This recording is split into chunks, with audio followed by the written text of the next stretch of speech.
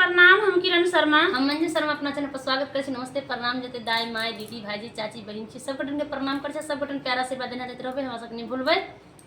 और हम दोनों देवरानी जेठानी जा रहे थे फिर से भोला बाबा के नचारी। बहुत सुंदर बहुत प्यारा से भोला बाबा के नचारी गीत गाबत अहाँ सब जरूर सुनब, लाइक शेयर कमेंट जरूर करब, हमरा सबके नहीं भूलब। बहुत प्यारा से गीत है और पता नहीं अहाँ सब तो अखन कैला निकला भूल गेल छी, तो एहन नहीं करब कि हमरा सबके एहन भूल जाब।